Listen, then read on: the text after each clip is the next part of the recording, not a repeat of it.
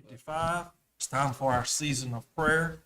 We're going to ask Commissioner Logan Davis to lead us in that tonight. If you will, please stand. Good evening, everybody. Let's pray. Heavenly Father, Holy God, thank you for this evening. Thank you for all the individuals that you brought here tonight. And thank you for keeping us safe as we travel.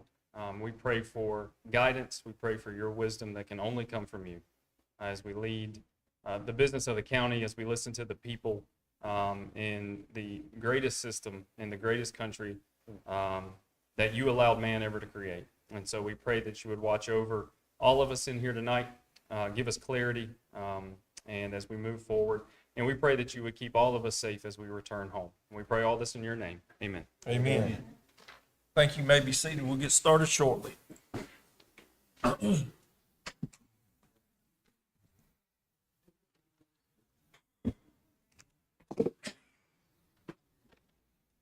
you doing? Fine, how are you doing? Good.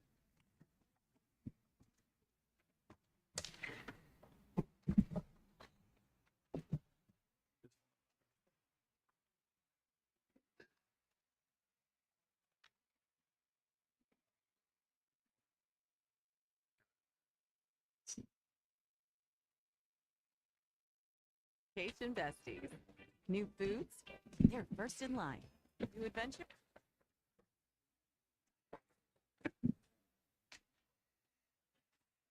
From Revitalize Downtown. Good season. Really great park. Franklin County has a lot going on. I go to see you. Good to see you. Good to see you, sir. Good to see you. Okay.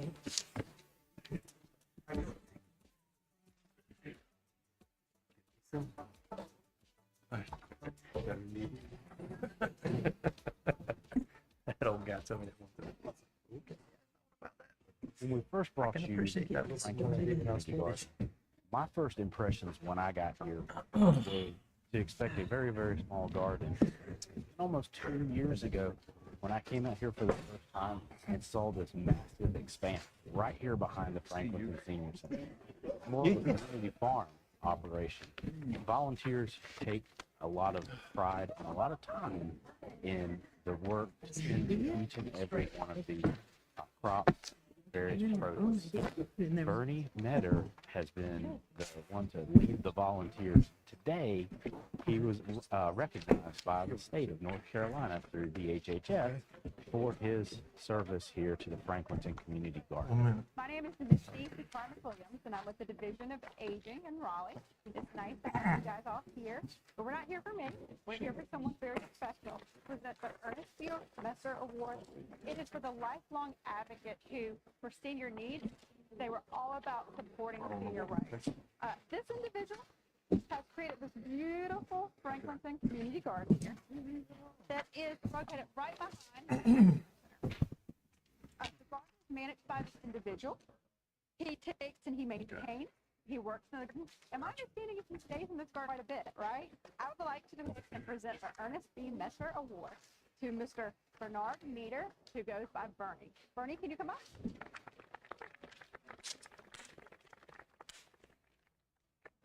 Thank you so much. Thank you. This wouldn't be possible without all the volunteers, and this really is for the volunteers because Yes, ma'am. As soon as he gets back. He's holding us up. we couldn't Oh, yeah. grow, we couldn't harvest, and we couldn't deliver, and people. Ladies and gentlemen, the time is now 6 o'clock, and I call this meeting to order of the Franklin County Board of County Commissioners. The first item on our agenda is our Pledge of Allegiance. Commissioner Davis, will you lead us in that tonight, please? I pledge allegiance to the flag of the United States of America and to the republic for which it stands, one nation, under God, indivisible, with liberty and justice for all. Thank you. You may be seated. Before we get started with our regular agenda, we have a special recognition. Cooperative Extension Director Charles Mitchell will highlight 9 youth who recently attended the week-long Youth Ag Leadership Program. Thank you, Commissioners. and the manager for allowing us to come tonight to recognize these young people for spending a week with us in August, learning more about agriculture and kind of sparking their interest in future careers. So we need to get more young people involved in agriculture. During this week-long program, they were able to go a lot of different places, but they gained knowledge about identifying issues in agriculture, public speaking, visiting working farms, and decision-making. And tonight's part of their leadership skills. They get to see y'all in action tonight, and experience this meeting. So, but we're proud of each one of them. We thank the parents for encouraging them to participate and supporting them in this. At this time, I'm going to ask Matthew Place to come up, and he's our ag agent for field crops, forestry, and pesticides in the county, and he's going to tell you a little bit about what we did during the week, and then he's going to introduce each one of them. All right? Thank you, Charles. Once again, thank y'all for having us again tonight. The biggest thing these kids probably think that they did over the week was surviving riding in a van with me and Charles over the week. As you can see, these are our participants here. We're missing two of them. We started the week. We had the three ag universities here in North Carolina. We went to NC State, North Carolina A&T State, and then we went to Mount Olive. And we also went to some working farms.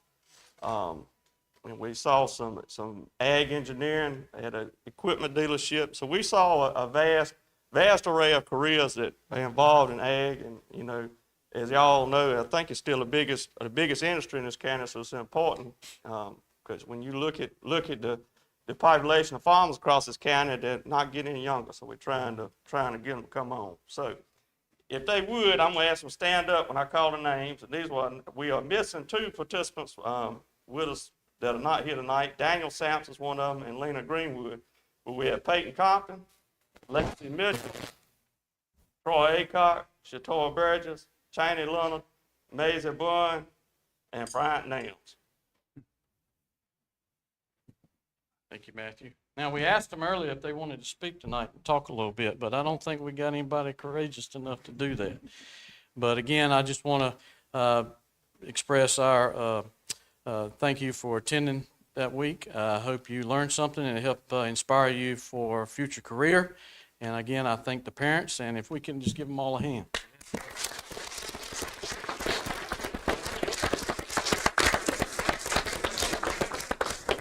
One last chance to say something. We're a lot easier than those two are. I tell you. Yeah. Hey. All right. Well, thank y'all. Can we Thank get you, a guys. picture? Yeah, absolutely. Yeah. We're going to take a brief recess and take a picture.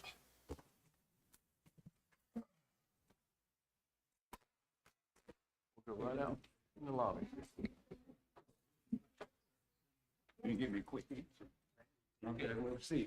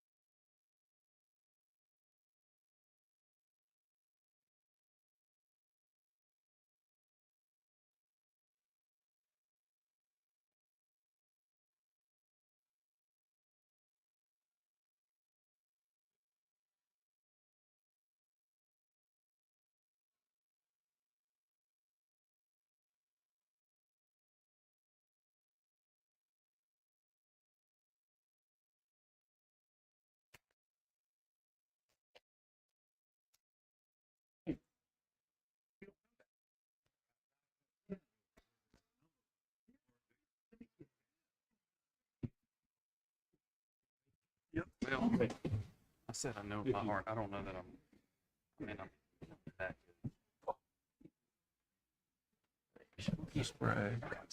good.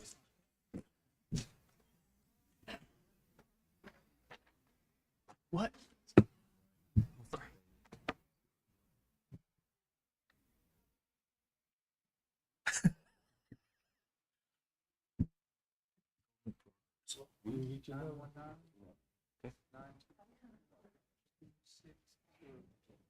Gotcha. Yep.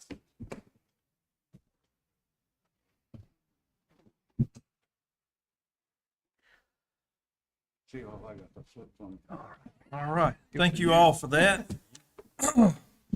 This brings us to item number 1 on our agenda, which is our consent agenda. What's the pleasure of the board? Mr. Chairman, I'd like to have item C, section 1 of item C removed. I'll make that in the form of a motion. Okay, we have a motion. Do we have a second? Second. Have a motion and a second. All in favor, say aye. Aye. All opposed, motion carries. Now, I would like to entertain a motion to approve the rest of the consent agenda. Motion made. We don't need it. Yep. Motion made. We have a motion and a second. All in favor, say aye. Aye. Motion carries. Now we're on to item number 2, our comments from the public. This is a time set aside by the Board of Commissioners to allow individuals 5 minutes each to address the board on issues concerning the county. Total time set aside for public comments is 30 minutes. First person we have signed up is D. Sams. Please come forward and state your name and address for the clerk, please. D. Sams, 635 Lake Royale, Lewisburg. Wanted to address once again the need for an ordinance in the county for spay and neuter laws. And I also did want to address comments that were made after I spoke last time and sat down by Commissioner Schreiber and his love for a dog that he had that he was saying would not have been born if my ordinance was in effect. And we've all, and I appreciate that, we've all had cats, dogs, horses that were much beloved. All my animals except for one was a rescue. Just because you put a law in place doesn't mean there's all of a sudden there's going to be no cats and dogs. There's speeding laws. I think we've all had a speeding ticket, Yeah. but it gives the police the right to pull me over if I'm going 130 down I-40. If there is no law, then I can do any speed I want. So what this would do is give your animal control officers, your police, your deputies, the ability to seize an animal, to find somebody who's not taking care of their animal properly. And a spay and neuter law would be for people like me that have pets. It would not be for hunting dog owners or for people that are registered certified breeders. If you're breeding Irish setters or something, that's a whole different animal. But this would just give them the ability. At this point, animal control officers, if they get called to do something, there's little they can do. We just don't have anything that backs them up. And I think that's part of why there is so much turnover at animal control. And they have a very high suicide rate also. It's very depressing to see how animals are treated out there. It's just common sense. And unfortunately, common sense is not common. What is common is laziness, stupidity, and lack of empathy for animals. And that needs to change. And it can't start to change until we get some ordinances in place. We need a statewide law. I'm working on that. But in the meantime, at least, give our officers the ability to seize a dog that is being tied out and just continually getting pregnant and the puppies taken to the shelter. I would like to also encourage everybody here to go volunteer at our shelter, spend 2 hours a week, walk the dogs, wash the dogs, clean the cat cages. I did that on my day off for 7 years. You don't know what's going on there unless you help out and you're part of it. 2 hours a week. Do it for 3 months. I think you all can handle that. they're doing a good job there. I'm not throwing off ever on animal control. They are doing the best they can with what they've got. But if we don't get a handle on our animals that are coming in there and they're not going out, imagine being stuck in a cage for months. It's like putting you in your bathroom with nothing to do, and you're in there for months. That's what our animals go through. That's what I'm trying to stop. And everybody here needs to volunteer and help out up there and see what these animals deal with. So just something to think about. It's a simple thing. All dogs and cats that are owned by average people should be spayed and neutered by the time they're 6 months old. Once again, we cannot adopt our way out of it. I was at Safe Care today taking in some foster cats. I do trapping. I'm getting them fixed. It's a phenomenal problem, and we've got to come at it from a proactive way. You will always have puppies and kittens being born. You just always will. That's going to happen. And I don't have a dog. Every time I go to an adoption event with cats, the dog team is there. I go out and just love on the dogs. I fall in love with every single one of them. And you will, if you didn't have X dog, you would adopt Y dog, and you would love that dog too. So we just need less of them. It's pitiful what these animals are put through. Thank you. I appreciate your time. Thank you. The next person we have that has signed up is Scott Geeky.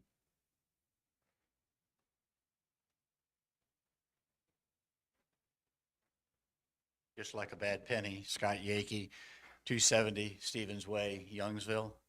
I'm here representing Youngsville CERT, the Community Emergency Response Team. When I was here the last time, we had just completed our incorporation. We are now a nonprofit. We have dotted the T's and crossed the I's and everything else. So we can now solicit and receive donations, and you can write it off your taxes. We can help you out. That's number one. Number two is we do have coming up in October our basic CERT course that we are offering. Right now, I believe we have about 9 people registered. We anticipate that we will probably double that number between now and the end of October. The last item for you as far as for information is in January, we will be offering a CERT basic course for the Hispanic community. This is a part of our community that has been somewhat neglected as far as in the community emergency response. And I've already have a lead speaker. He's actually from Argentina. He's excellent, and he's been trained. So in January, we'll keep you posted, but we are moving forward very quickly and hopefully with great success for Youngsville and Franklin County. Thank you. Thank you, Scott. The last person we have to sign up is Scott Strick. Doctor and more verified highly good citizens. Well, got some news today, and I'm excited. People can't tell me that the CERT group ain't paying all. I had an officer that come in, got joined our group, and she's working in Franklinton today, and she got to deliver her first baby beside the road. So we're training people to do things in odd places. To go along with Carrie's article in the paper, sitting in a meeting somewhere where they had a medical emergency and people got up and helped. Well, that's what we're here to do. And so we're reaching out. You know, my team just finished the emergency medical responder, so she was ready to go with her gloves, and she lived with that baby. Mama knew doing well, so that's what we're here to do. Again, coming up very soon on the 13th, we're gonna have what we call a Touch a Resource on Industrial Drive at the EOC. Y'all come out and support our resources that help along with CERT, along with our professionals and all in the county. We're gonna have a thing, and this one's works out great, we're gonna get bigger next year. So we'll be coming to y'all to help us with that. Starting in January, from 9 to 1, we're gonna start our emergency medical con ed for the year to keep up our state certification with the state of North Carolina. The other thing I got is on the 27th, we're gonna still have our golf tournament, and we're struggling with the golfers, but we're gonna get there. I was talking to Randy over at the golf course, and he said, look, I can make it work with how many people you got. He said, y'all come on now. We're gonna have a good time. He said, got another team that wants to play anyway, so we'll just throw them in there with y'all. So we're doing very well with what we got. And Chris Edwards told me he tried to do a golf tournament. He couldn't get the 5. So the 6 I got, I'm very lucky. And I tell you, school started back at the right time. I got my first high school team. I'm working on one for Frankton, Madam Attorney, for you people. And so that's exciting for the our people to be able to come out and play. But the Lewisburg team's got a golf tournament next week, so they're actually cheating. They're getting to fill in the course a little bit more. But that's all I have, but I appreciate y'all giving us the opportunity to represent Franklin County as Bond Sir. We're looking forward to doing more each year, and Van Mullen, ex-rescue member of mine, we're gonna be doing some training, water rescue training on his property out there very soon. And so it's all working together as we come together as a team. But I appreciate each and every one of you. Thank you for all you do for us. Thank you. Where's the Touch a Resource location again? Where is that gonna be? It's gonna be out at the emergency services out on Industrial Drive, 111 Industrial Drive Okay. in Lewisburg Thank you. on the 13th. All right. That's it for public comments, and brings us to item number 3, item 3A, Franklin County Schools Needs-Based Public School Building Fund Grant.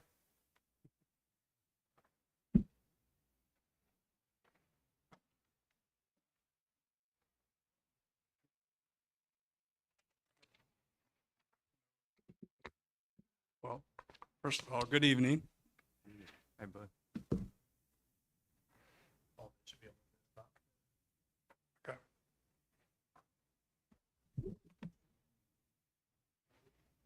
I'm seeing the mouse. Oh, there we go. That's fine.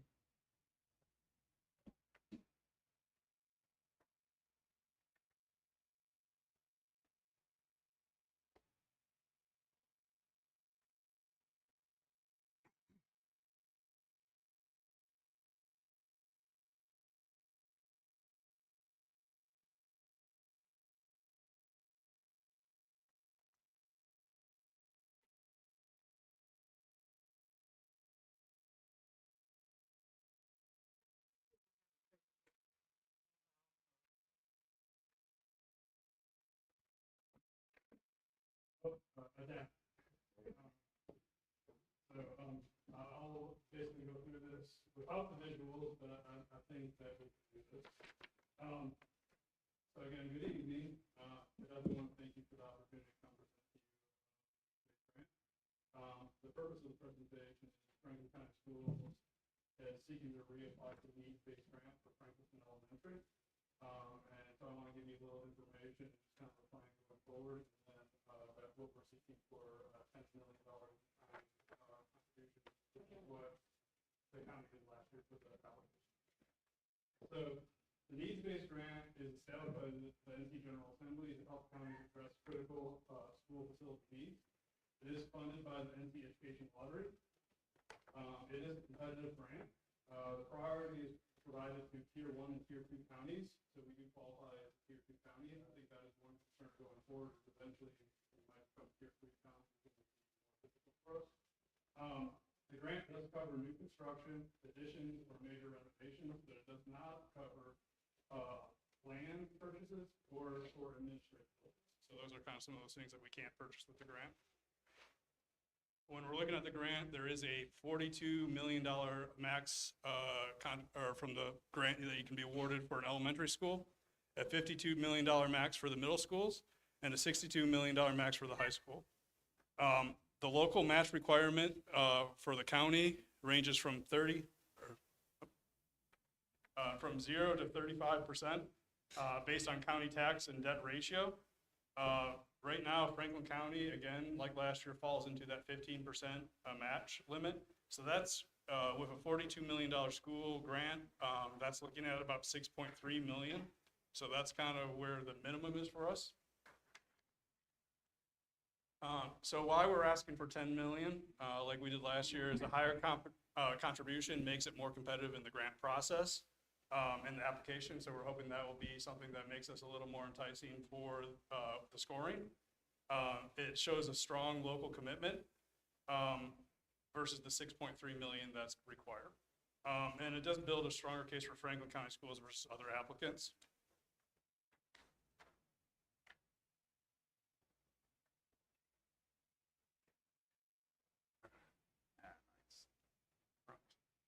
All right, there we go.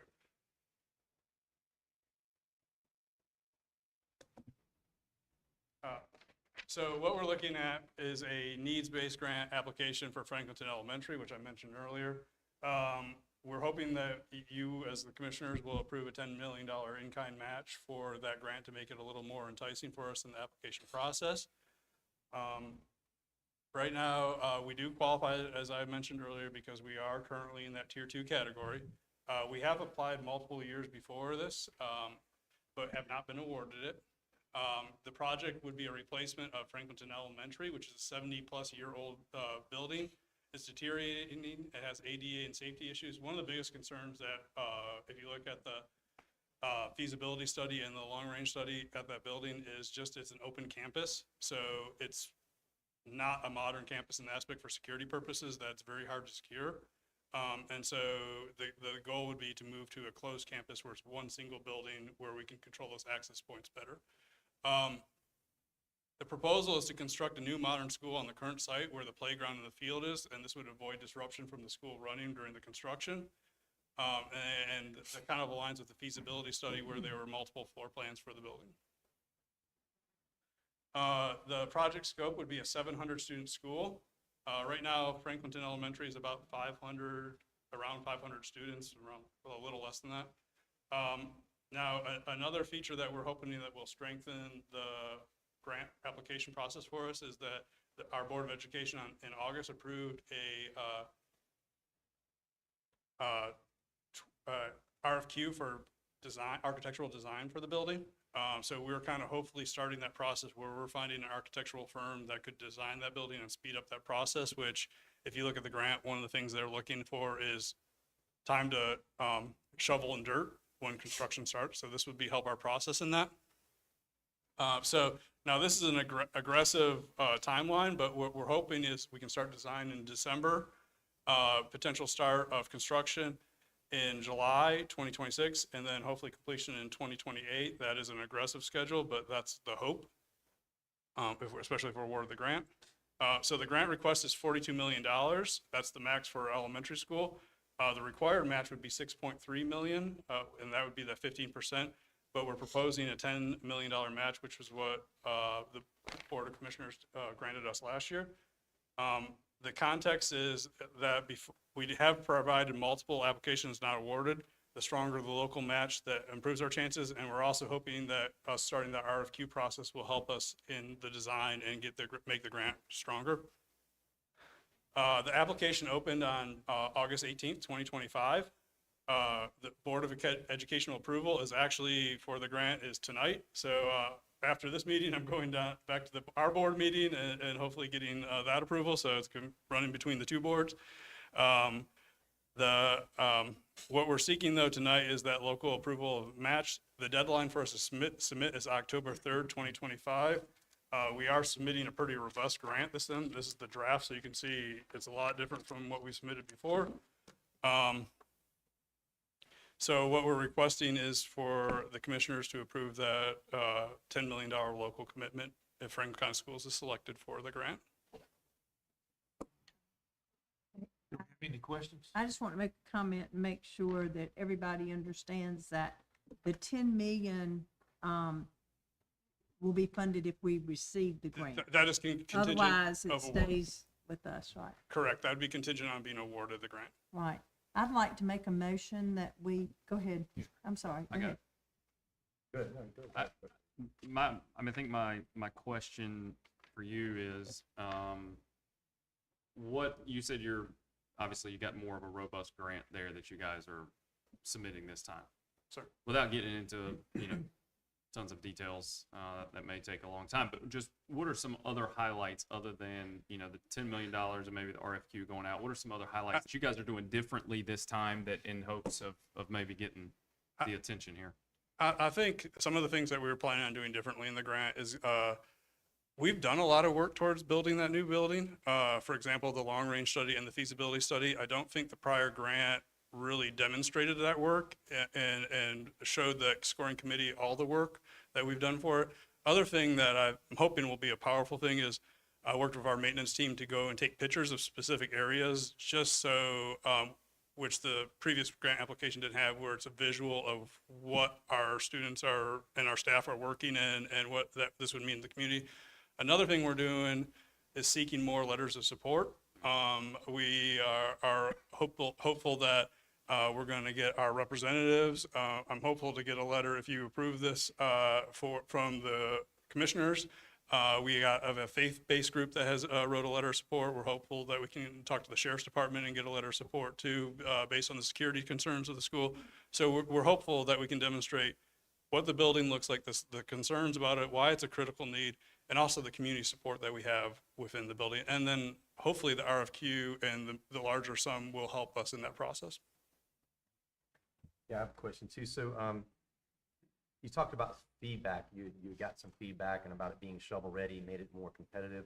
What are some other feedbacks that you all have gotten regarding why you haven't gotten it? One of the feedbacks was possibly trying to merge schools and do that. Our board looked at that in one of our work sessions, and I think the biggest concern about doing that at the current site that we're at was the acreage.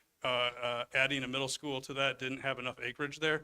And then another look, if you look at the feasibility study, was the traffic patterns, where if we added that second school, there could potentially be a larger traffic problem because I strongly feel that if we build that school, we will probably be looking at 700 students pretty quickly and have to look at redistricting at that point with Long Mill and Youngsville and some of those other schools. So if you put 700 kids there and then you add another middle school population on top of that, there's not a lot of room for parking and other things on that acreage. Yeah, because public comment from me and just being out and about was, it'd be great if they got these schools out of the towns because they create so much traffic in the downtown area. And I also did hear that it would be better, we'd have a much better chance of this if we did what you said about consolidating schools. And we certainly could, look at that as a possibility. Could you create the design any bigger than 700? I mean, is elementary school, like that's normally, is there a reason why it's 700? Based on kind of working on it, if you go much bigger for 700 at an elementary school, it gets a little bit more difficult or almost too big of a school. So kind of 700 is the sweet spot for you to be in for an elementary school. And we did look at, like, the board did talk about the consolidating schools. And I think one of the things too that we definitely want to point out is last year's winners, about 50% did not consolidate. So there's still that chance to do that if we aren't. And we feel that right now for the grant, given the time frame of it, we're much closer to shovel ready right now on that site. How many grants were awarded last year? I think there's 14. 14. So roughly 7 of them did not have a consolidation component. That's my understanding. Are you saying, because I think Franklinton Elementary, I think you stated it earlier, is how many kids currently? There's about 470 students. 400, but by your estimation, like if you go for, if you build a school for 700, you may go capacity pretty quickly on it. Agreed. In theory. But we do have some room in some of our other schools where you could look at that. Have you ever seen anywhere I mean, I don't know much about schools across the nation where they've done something creative where they're making a campus that really is 2 elementary schools, but it I mean, somewhere, like, I'm just looking for that creative piece that could give us the leverage that we need. That's something we could look further into. I'm unaware of that. Yeah. But, you know, I think where we were looking at was a K-8 potential for that, but not Right. we didn't go down the road of 2 elementary. Go ahead, sir. Yeah. Hey, do you know what some of the other counties are doing on their matches? That I don't know. I couldn't answer that question. I could Do you try to find remember out. in the past, or how we got outdone, or percentage-wise, or maybe they, I honestly haven't got a lot of feedback as to why. I've got feedback as to merging our schools or potential things to look at, but not what other counties did to make them more favorable. That's something we can look into too. do you have any way you can tell? Maybe where we could up it if we were just a little bit below, or we could bump it up a little bit? I think what I'd have to do is actually search the applications to kind of go in to see what the county matches were for the other counties. I think that's what you say the most incentive is, more a county will match. Yeah. So it would be shame, especially a $52 million school, instead of 10 or maybe 12. It'd save us $40 million. Well, we would definitely not say no to that. Well, my next question, when will you know? That they don't tell us when we'll know. I'm assuming it will probably be around that December timeframe. That's kind of, yeah. That's what, there's no posting on the application about when they will be winners are notified, but that's what I'd kind of think, Well, December, January. Between now and December, if you hear something through the grapevine, or maybe we're getting beat by $1 million or $2 million, let us know. Yes, sir. In all seriousness, to Mr. Foyce, Yeah, to go your ahead. point, Yeah. to this, I'm assuming that this is a yes, no, or a win-loss. Is there negotiation, or is there, I've never been through it. From so- my experience, it's a yes, no. Okay. That's what I figured. Usually they basically tell the school systems, kind of like publisher clearinghouse, oh, you won. Yeah, sure. Here's your check. I the just, biggest go ahead. I'm sorry, the biggest feedback was the merging. Correct. I know that in the Franklinton area, that filling it up with 700 students, probably going to need much larger than that, because we have a lot of rooftops that are going up in Franklinton right now. And in the near future, that's already being constructed. So it's going to be overflowing. What I can do is I can go back to the board and, Yeah. And I know that a lot of students who left the public schools, and this is all over the state, that I've talked to, people, is that, a lot of students that left the public schools are going back to the public schools now. They're coming back. And they're kind of dwindling back. So our schools where we've had some vacancies in some of our schools, that may not be true in the future if they continue this. of coming back. COVID was a disruptor. Yeah. And it shot people everywhere. Yeah. And then what's happening now, just overall, some people stay, but you're getting back to normal, They're coming right? back. People are going back to what Yes. they were doing. Some people didn't, but there's just a realignment happening through business and through Right. retail, whatever it is. And I'm hearing that all over the state, and then with all the rooftops that are going up in that area, it's gonna fill up those schools even more. It's a shame we couldn't find the land to create the space for you to do the K through 8, because to me, in that area, there's such an enormous amount of growth that's already happened, which is gonna create more popularity to the area, which is gonna draw more people. And we're gonna see you're gonna see significant growth in that area, hands down. And because of that, it's just a shame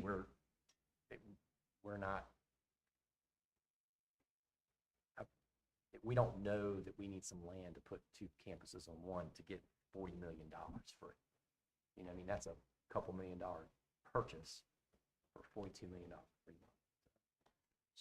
Sounds like the merge seems to be the thing, so that's what I'm focusing, like, how do we fix that? Yeah. Okay.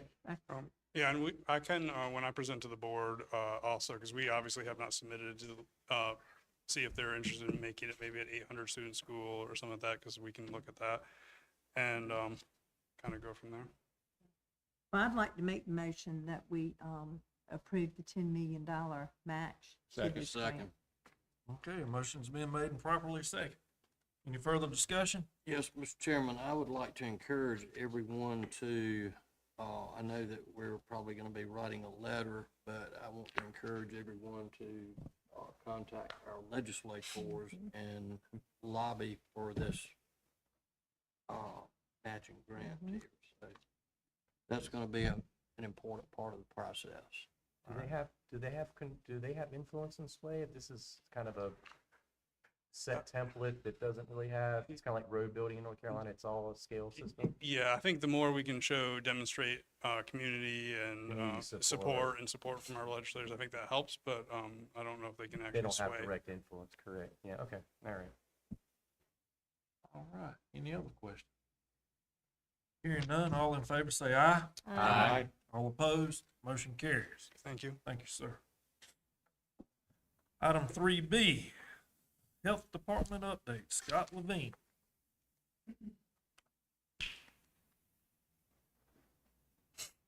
All right. Just going to advance through this to get.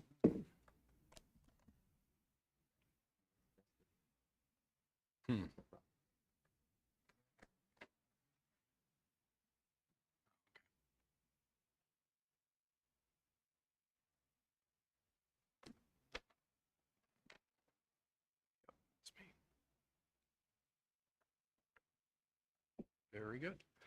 Well, thank you for having me tonight. I really appreciate it. It's been a while since I've been here. So I get the pleasure of talking about a success story at the Health Department, and that is our Reducing Infant Mortality in Communities grant. It's been a 3-year grant, and I'm just going to give you an update on that and some heads up for the future. So we originally received funding for this, and we started our program in 2023. It's a 3-year program. We received $221,000 a year, and we've been implementing 2 evidence-based strategies. Those are the infant safe sleep services and breastfeeding support services, and those are evidence-based programs for reducing infant and mortality and better maternal health outcomes. We've got a variety of process metrics. These are metrics that targets we try and hit along the way that we hope will lead to a reduction in infant mortality. And so you see all of them listed here. They involve getting people signed up for the various programs that we're offering on prenatal and postpartum for breastfeeding and support, infant safe sleep education, community outreach, and the Ready Set Baby classes. We've also established some sustainable partnerships with Durham Breastfeeding, and they've been instrumental in helping us. They've got a long history of establishing breastfeeding friendly, try saying that 3 times fast, breastfeeding friendly environments, and so we've really been using them for technical assistance, and we also have partnerships with Franklin Granville Smart Start, Vance, can't forget Vance, breastfeeding support services, and well, we already talked about those. Baby Boot Camp, perhaps you've seen the signs up there. Baby Boot Camp has been a really solid success. We've had a number of families. I attended the first one. It was great. There were kids running around, but there's a lot of information that parents get in that session. There's a lot of enticements for them to be there, but the good part is that even experienced parents who are attending with their adult children came away saying, I learned something. It's been a while since I parented a child, and you know what? Things have changed a little bit. And they have. It's been a while since I parented a child, and things have definitely changed since I did that. So the Baby Boot Camp's been a phenomenal success, and you see on that the free infant car seat is given. That's not a small enticement. Those are very expensive. They also get instruction on how to put it in, which is really important. So that's been a big success. We've also set up breastfeeding family-friendly spaces at various businesses throughout the county. And now I'm going to tell you about the progress so far with all of this. In fiscal year 24, We had a total of 96 participants that were served in the Infant Safe Sleep and Ready Set Baby courses, and we had 3 businesses that were recognized as breastfeeding family-friendly businesses, and 2 lactation spaces were provided in the county, and we've had some diaper drives. Perhaps you've seen those where we collect diapers and get ready to distribute those. In fiscal year 25, that number went way up. 214 participants for our baby boot camp, 16 businesses, not including child care centers for the breastfeeding family friendly, 7 child care centers outfitted with lactation rooms and supplies. Both the Lewisburg and Youngsville libraries have been established lactation chairs, and we had 4 outreach events, and the development of the community baby shower event, which has been another great success.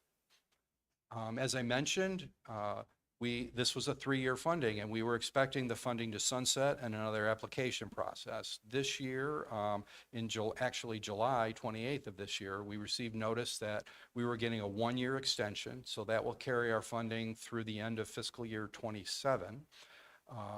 And so that was very good news with no application. Our RIMSE program to date has served over 300 participants, and our first class, as I mentioned, was offered in July of 2023. And I can't establish causality, but the infant mortality rate in Franklin County in 2022 was 6.8, and the rate in 2023 was 3.3. Again, can't establish causality at that point, and we're still waiting for the data from 2024, because that's still pending. Looking ahead, as you all know, the funding threats are real. A lot of these dollars come from the federal government through the state. So fiscal year 28 funding is going to be unpredictable.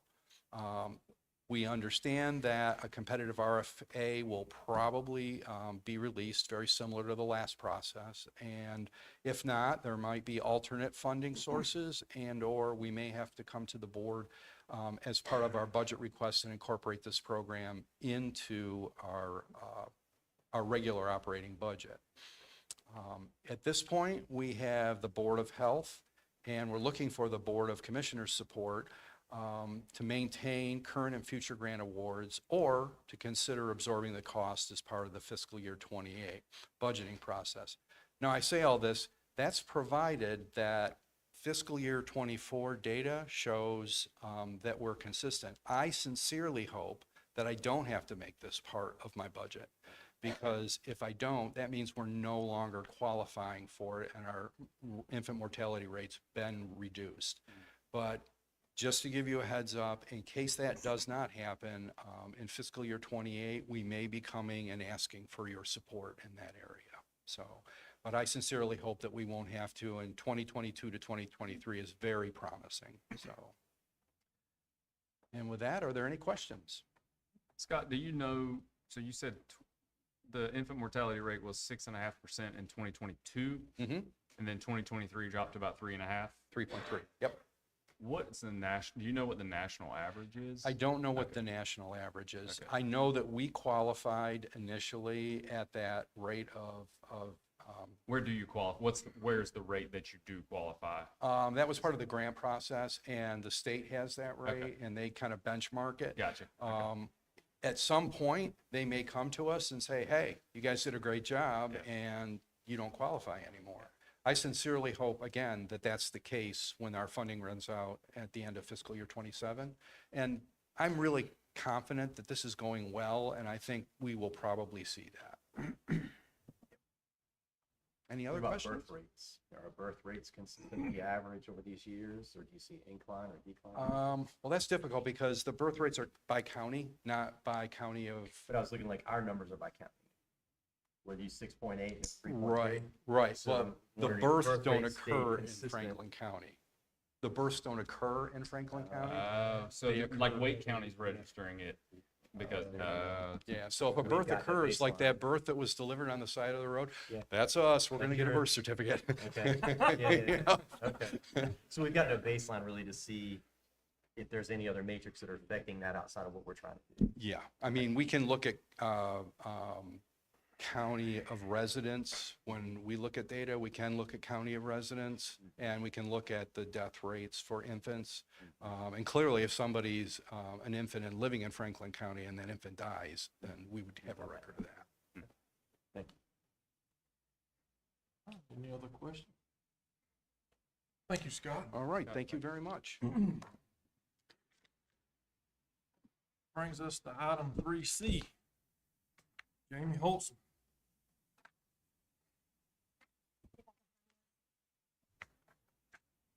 I'm going to introduce Mitch with Davenport, who'll present the financing solutions received and related information. Good evening, Mr. Chair, members of the board. Thank you for having me this evening. You'll have a hard copy of this presentation in front of you as well, if that's easier to take a look at. But I wanted to provide an update on the financing process for the capital projects that the county is working on. To evaluate financing options, we worked with county staff, bond counsel, to distribute a request for proposal to over 50 regional, national, local lending institutions for financing proposals. We requested a longer term interest rate. In this case, we're looking at this evening a 20-year term, which kind of limits the number of banks that typically participate. Ultimately, we got 4 proposals, which felt very good about. That's a very common number, and the banks that you receive proposals from are the most frequent bidders we see on this term, 20-year term financing. We evaluated the financing options that you all have looked at with county staff and bond counsel, ultimately determined that based upon the terms and conditions offered, such as prepayment provisions, the ability to lock in the interest rate through closing, fixed rate for the term of, for the life of the loan, the fees that the banks charge. Ultimately, it was recommended, our recommendation, and talking to county staff, is to move forward with the Webster Bank proposal for a 20-year term, and their interest rate is a 4.39%. And we provided a little more detail for you on that proposal here on page 3 of this presentation. I won't get into the weeds with you, although I really enjoy this stuff, but I'll just hit the high level for you and happy to answer any questions. But the request proposal went out for up to $55 million. There's some flexibility there, obviously, to change once you all make your decisions moving forward. The term will be 20 years. The interest rate is a 4.39%, and that 4.39% can be locked in through a closing in mid-November if accepted tomorrow. So we specifically asked for the acceptance date to be after tonight's meeting to give you all a chance to review and weigh in and potentially lock in the rate if you choose to do that. While the loan is for 20 years, there will be the ability to prepay the loan ahead of time. Starting in August 1 of 2029, there will be a prepayment option. Starts with a 2% penalty, and that declines from there to where ultimately, after July 1 of 2033, you'll have the ability to prepay or refinance the loan without penalty. So some flexibility there. You're not locked in for the full 20 years. The Judicial Center will serve as collateral for this financing. That's pretty typical in North Carolina. This most common type of financing is to offer a deed of trust on the facility being financed. In this case, the Judicial Center being the anchor project for this financing. This is really just kind of a preliminary introduction for you all to the financing process. We do have on page 4 for you an outline of the steps in the process should you choose to move forward. Not looking for any formal action or resolution this evening, but if you would like to move forward with the recommendation in the Webster Bank proposal, love to get just a motion from you all to do so, and then we can accept that rate with Webster Bank tomorrow. If you choose to do that, we will really kick off the financing process. Bids for the Judicial Center and complex are expected at the end of this month, and that's a really key date for us. Allows us to have the information we need to submit the application to the LGC for their approval. We would be coming back to you at the next two board meetings, October 6th, where you all would hold a public hearing on the financing and consider your first of two formal actions, a preliminary resolution. And then we'd come back to you on November 3rd for the final action. That final action is where you would set the terms and conditions and rates and amounts of the financing at that meeting. Prior to going to the LGC the following day. If all of that goes through, we'd be in a position to close on the financing and have the funds in hand by November 12th. So that's a very high level overview. I'm happy to answer any questions, but this is really the start of the process, and you will have more detailed formal resolutions if you choose to move forward at your next two meetings. I have a question. Out of the other proposals that you got, what were their interest rates like? And what made y'all choose Webster Bank over the other? Yes, sir. So talking with county staff, we received, again, the four proposals. The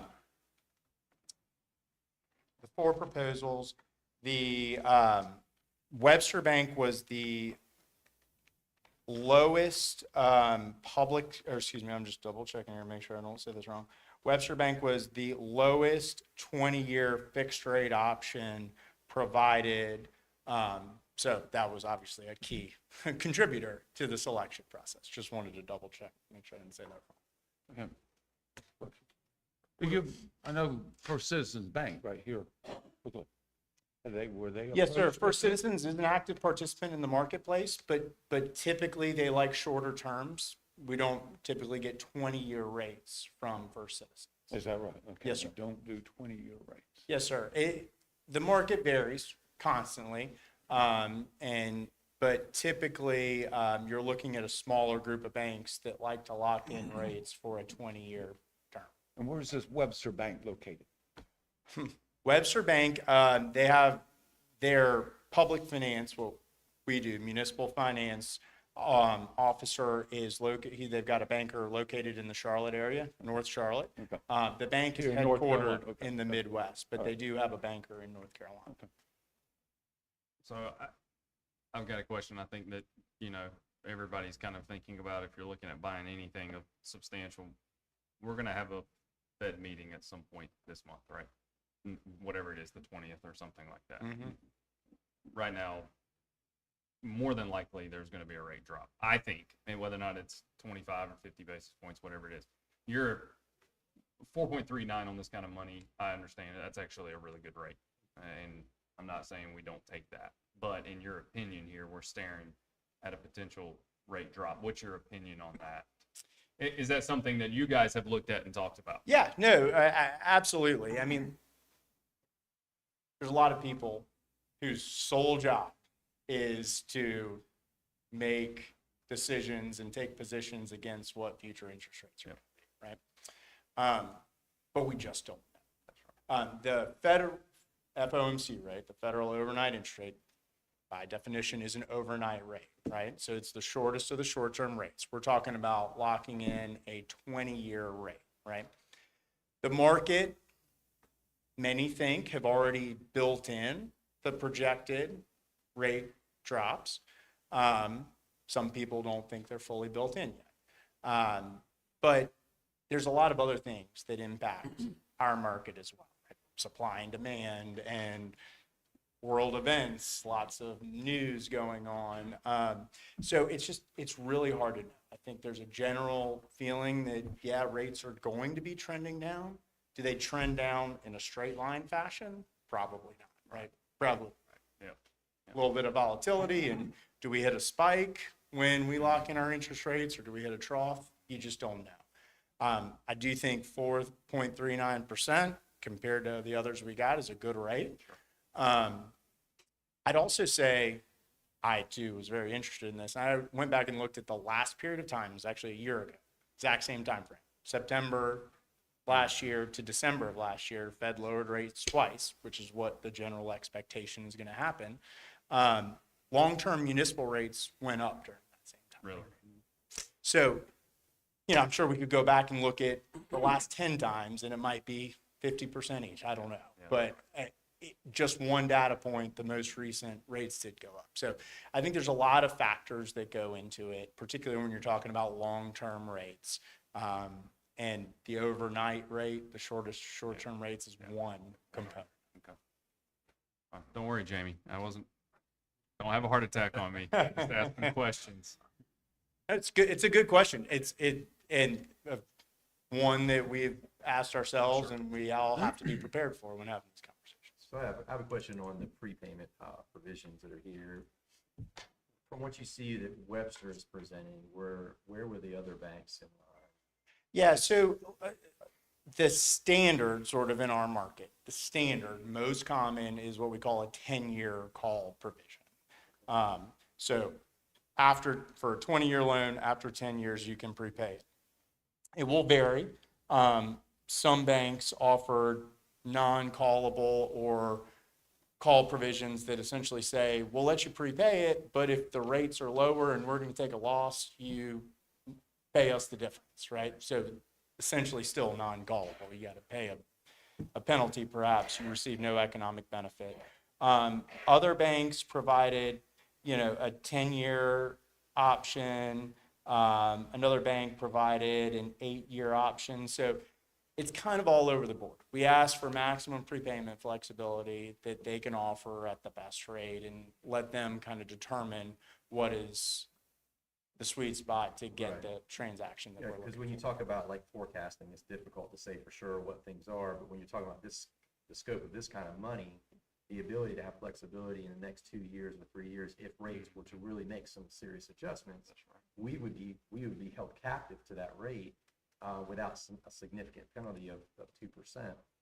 And so while this is the cheapest rate today, I'm just curious what the other quotes may have looked like, because the rate could have been a little bit more somewhere else, but given us a lot more flexibility in the next 2 to 5 years with prepayment.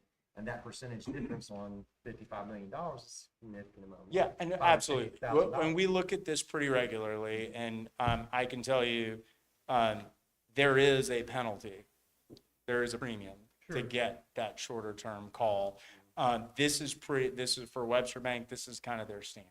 Okay. About 8 years for a 20-year loan. For a 15-year loan, they'll typically go maybe 6 or 7. So this is pretty standard, and it's a little bit better than you would get sort of in the market accepted norm. So this is probably the best provision that you see out there, is this ratio here that's given. Is that what you're saying? Pretty much Webster's pretty good about that, having that? Yeah, they're pretty good about it. You will see some that are prepayable in whole or in part at any time, but your rate can be different, and we did not receive that proposal here. And particularly, it's more rare to see that on a 20-year term. Right. Shorter the term, the more willing they are to offer a little more flexibility. But I think generally speaking, this is giving us more flexibility than the standard.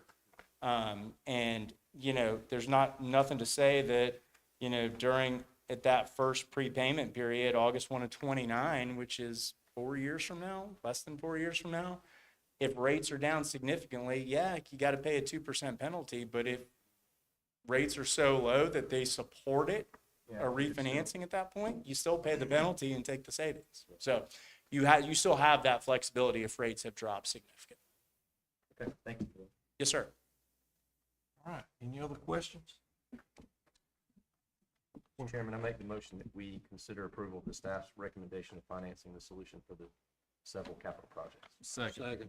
I have a motion that's properly second. All in favor say aye. Aye. All opposed, motion carries.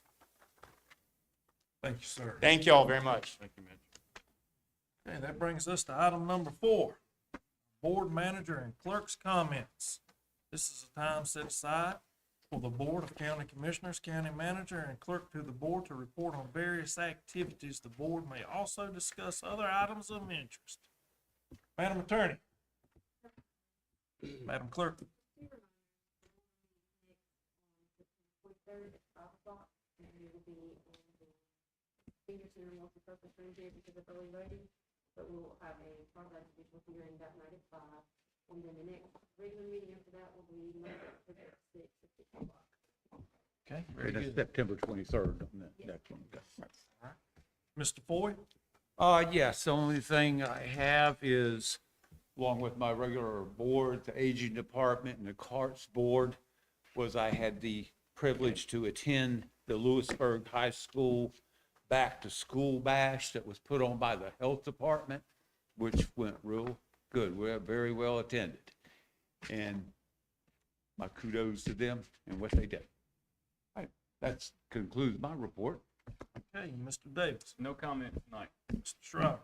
Yes, sir, Mr. Chairman. I'd like to nominate Tom Harris to be a Board of Trustee appointment from our Board of Commissioners to the Vance Granville Board of Trustees. Make that a form of a motion. All right, we have a motion. Second. And a second. All in favor, say aye. Aye. All opposed, motion carries. Do you have any other comments, sir? Well, no, sir. Thank you. Commissioner May? I went to an animal advisory board meeting, and like Mr. Jones doing a good job over there. Really can't really appreciate him, really had. Then I also went to Board of Adjustment meeting, and it marked 37 years of me being on that board. And I told him I might not be back, but I might hang around a little while longer, you know. And also, you right in the county that do rescue buildings and stuff. It looked great. Yeah, We got a lot to be proud of. I just hope I don't overdo it, you know. Okay, Commissioner Speed? Yeah, I had the opportunity to attend the annual conference in Greenville and got to sit in on quite a few sessions down there. Very educational, but you know, one in particular I'd like to hit on is the disaster relief session that I sat in on. It was pretty chilling and sobering to hear from the people that lived through all of that. And one of the issues they had were from volunteers and donations, which were all greatly appreciated, but they were not prepared to handle and process and disperse. And I just encourage our emergency manager to, you know, come up with a plan that will help them in the event that we do have a disaster here in Franklin County. That's all I got. Thank you, sir. Commissioner Bragg? I've done quite a bit. I attended two over the time period that since we've had the last meeting of the Franklinton Business After Hours, which is put on by the Franklinton Chamber of Commerce. One was at Curtsy's Cafe, the Burger Bar, and the other one was at the Yoga Den last week. So, and they do those business after hours, and they always have a speaker. And I enjoy the speakers because, like the last at the Yoga Den, I was sitting on the edge of my seat with the speaker. It was really good. So, of course, we had a hospital board meeting, and I'm not going to swear by these numbers because I wrote them by memory. I didn't go back and look, but I think they had 84. In the month of July, they had 84 admissions here in Lewisburg in our hospital. And they had over 1,000, I think it was 1,071, but I can't remember, ER visits in the month of July alone. So our hospital is getting along. We're doing some business. It's interesting to be on that board and find out all we are doing. Of course, they're still working on the front and the lobby area and stuff there, but I think our hospital's kind of busy over there. We had a Franklinton Town Board meeting, of course. I too went to the County Commissioners Conference and attended just as many of the sessions as I could attend and soaked up so much knowledge. I think that conference really helps me to be a better commissioner because there's so much. And of course, they always have 3 or 4 hour ethics training at that conference. And I attended that, and I'm going to tell you what, that was excellent. I wish every one of you could have attended that ethics session. you know that we are required, I believe, to have, correct me if I'm wrong, we have to have 2 hours training every year, ethics training? Is it? And is it every year after that, or is it just? Once every 4 years. Just one, okay, I didn't know. Anyway, because they were giving out the certificates for that too. So, but that training, that was the best session that I went to in the conference, and hearing a lot of the things from across the state that come up in the counties and with commissioners and decisions have to be made, how to run a meeting, you know, it was very good. The one highlight was they have a first night that's always sponsored by the Cooperative Extension across the state. And I don't know if Charles is still here. Charles Mitchell he may already have left. Anyway, he was in charge of that night and the food procurement of that night and having the food and all that stuff. He was the chairman of that for this year. He did an excellent job. The food was really good. He did a real good job. So we should be proud of Franklin County and how we stood out that night. The other thing I did at that meeting was our student, I cannot remember her name, our 4-H student that was there.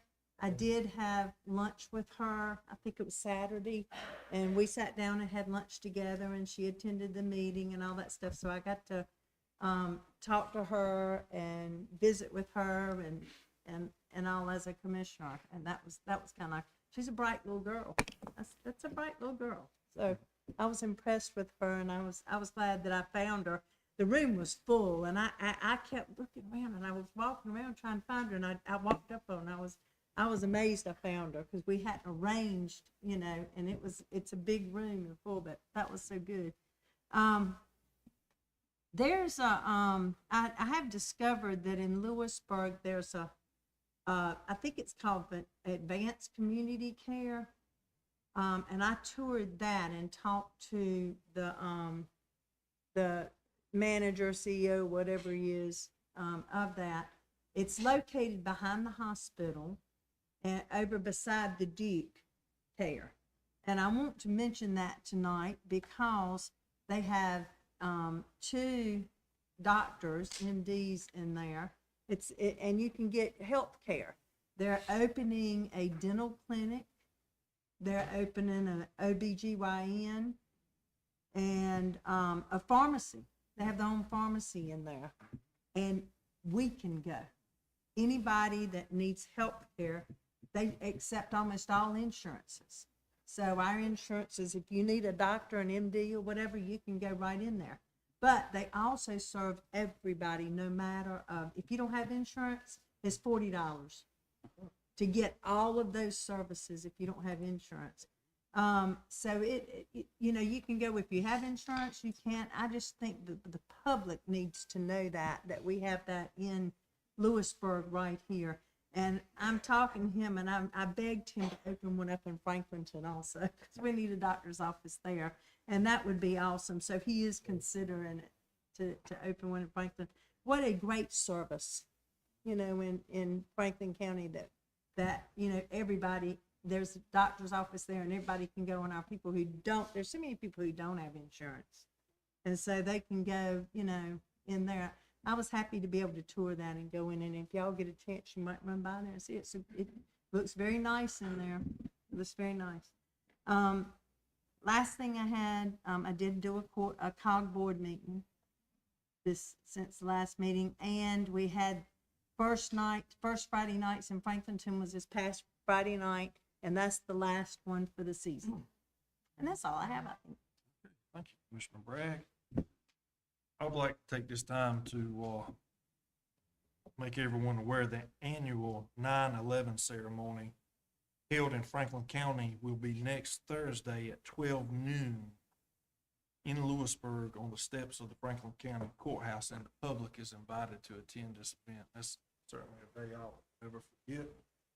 That's all of my comments. County Manager, you have any comment? Sir, thank you, Chairman. I'd like to take a moment to recognize our new IT Director, Justin Sherwood. He started last week, came on board and hit the ground running, so we're excited to have him. Just want to take a moment and say, hey, Good evening. Yeah, day number 5. So definitely drinking through the fire hose for sure. Most of my career is in local government, so learning a little bit about the county every day. Pretty excited to be here. I can't wait to see what we can do for the county, especially with technology. So thanks, Mr. Prabel, for the opportunity, and the commissioners as well. So looking forward to it. Welcome. Thanks, Great, guys. thank you. All you got? All right. So that brings us to item number 5, our closed session. At this time, I'm gonna ask our attorney, because I understand some of these are gonna be omitted. Yes, so we can take off privilege. Okay. So the board is asked to enter into closed session pursuant to the following North Carolina General Statutes, NCGS 143-318.11A5, real property purchase contracts and leases, and NCGS 143-318.11A6, personnel. What's the pleasure? Motion to approve. Have a motion. second. Second. All in favor, say aye. Aye. All opposed? No. Motion carries.